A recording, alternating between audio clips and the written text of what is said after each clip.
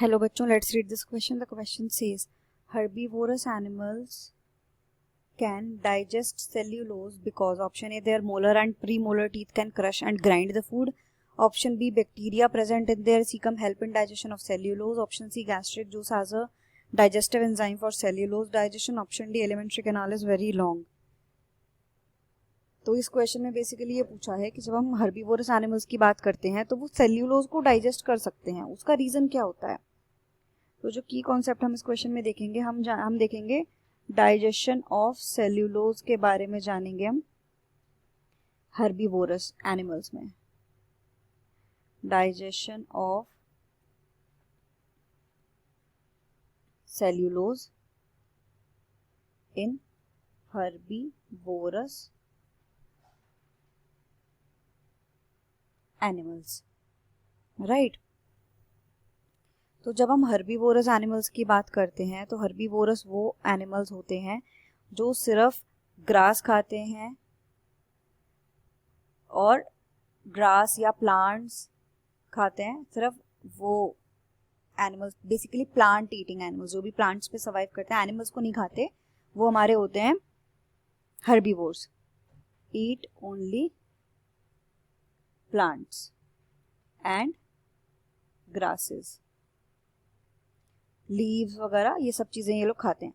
तो अब जो ग्रासेस और प्लांट्स होते हैं, इसमें क्या होता है, सेल्यूलोज होता है. They contain cellulose, right. अब ये जो सेल्यूलोज है किसमें मिलता है, प्लांट्स में मिलता है. और ये जो सेल्यूलोज है, इसके अगर हम डाइजेशन की बात करें तो इसका डाइजेशन बहुत ही डिफिकल्ट होता है. Cellulose is very difficult to digest, इतनी आसानी से डाइजेस्ट नहीं हो पाता.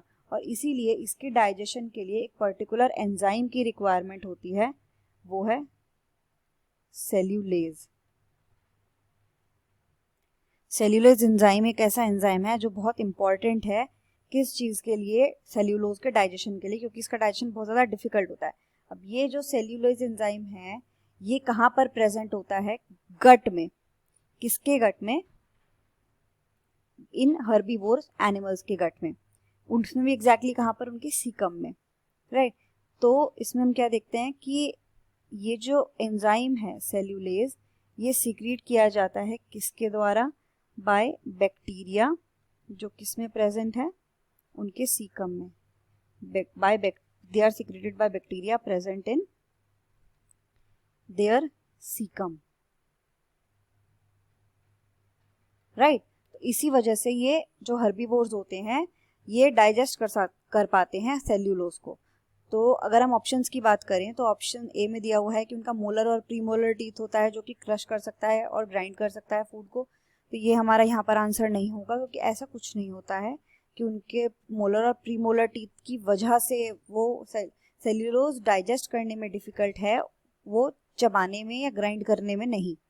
तो ये हमारा यहाँ पर आंसर नहीं होगा. Option B, bacteria present in the caecum help in the digestion of cellulose, ये हमारा यहाँ पर करेक्ट आंसर है.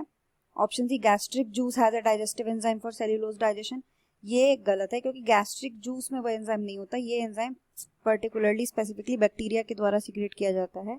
ऑप्शन डी है, एलिमेंट्री कैनाल बहुत लंबा होता है, ऐसा भी कुछ नहीं है. तो ये हमारा जो यहाँ पर करेक्ट आंसर आएगा वो है ऑप्शन बी, क्योंकि बैक्टीरिया जो उनके गट में प्रेजेंट है वो एंजाइम सेल्यूलेज को बना रहा है, जो कि हेल्प करता है डाइजेशन में सेल्यूलोज की. तो यहाँ पर हमारा आंसर हो जाएगा ऑप्शन बी.